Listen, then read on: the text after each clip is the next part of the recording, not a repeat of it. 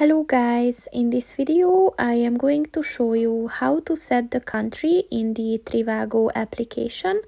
But first I just want to mention, don't forget to subscribe to my channel, because at 10,000 subscribers I am going to show you my whole YouTube revenue statistics and growth strategy, as well as how to make money online. Let's jump into it. First of all, open the application on your phone. And then click on the settings button at the bottom of the page on the right.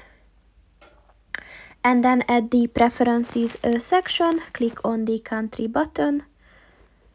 And if you scroll down, you will find all the available countries that you can set within this application.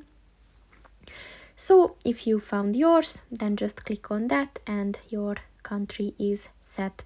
So that's pretty much it for this video, guys. See you in the next one. Goodbye.